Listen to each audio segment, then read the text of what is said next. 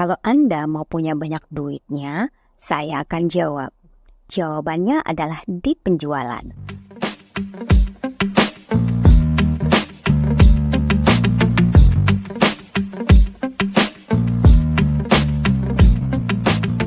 Kali ini saya akan sharing pengetahuan apa atau kemampuan apa yang diperlukan agar kita bisa menjadi kaya.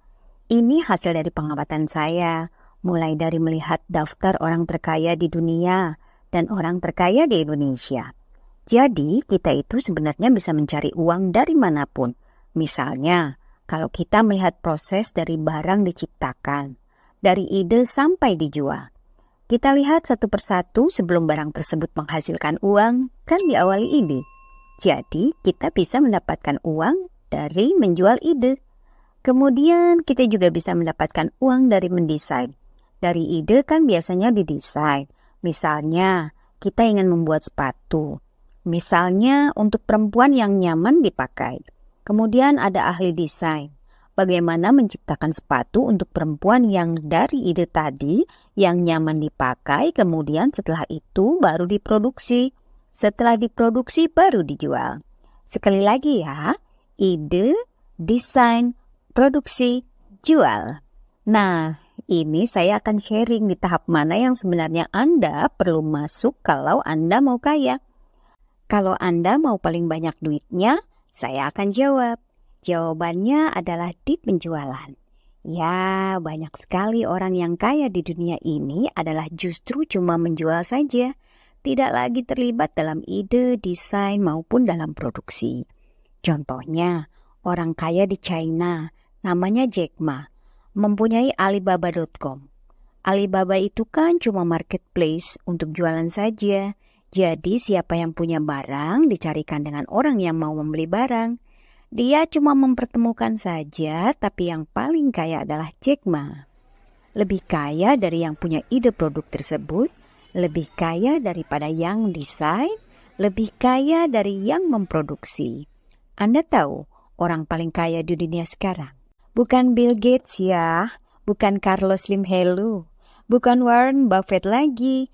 Yang paling kaya adalah Jeff Bezos. Jeff Bezos adalah pemilik dan pendiri Amazon.com. Lagi-lagi sama ya, bisnisnya adalah mempertemukan pembeli dan penjual.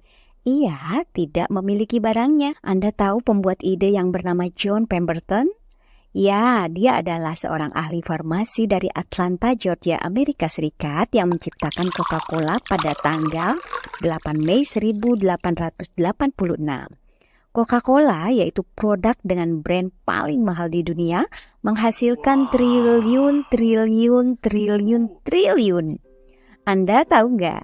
Penemunya John Pemberton, ia meninggal dalam keadaan yang membuat kita sedih.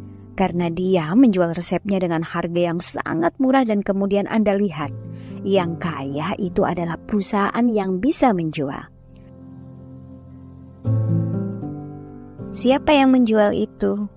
Itu yang disebut dengan perusahaan yang membotolkan, yaitu Coca-Cola Company. Jadi merekalah yang menjual ide tersebut. Kita juga ingat kasus McDonald. McDonald bersaudara itu yang menciptakan, yang membuat ide untuk membuat burger sedemikian enak. Tidak terlalu kaya amat, cuma punya satu outlet. Anda bisa menonton film The Founders.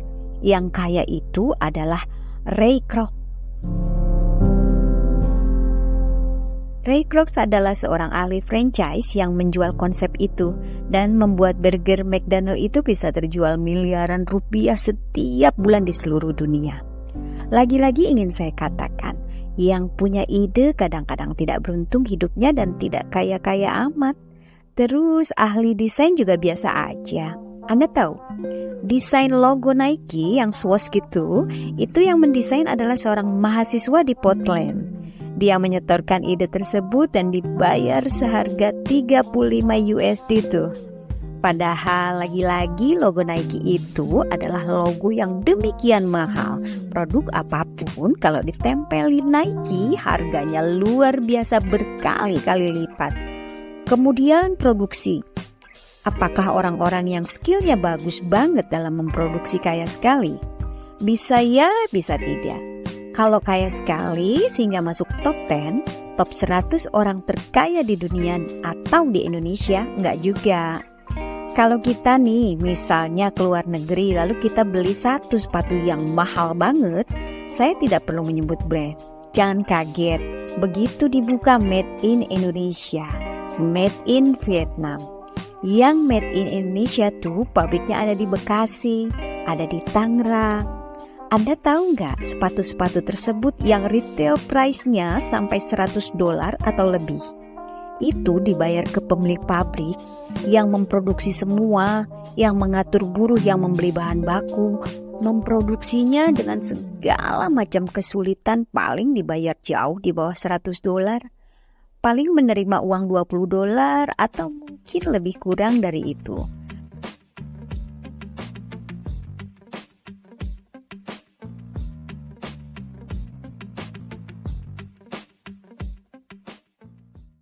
Memproduksinya dengan segala macam kesulitan, paling dibayar jauh di bawah $100.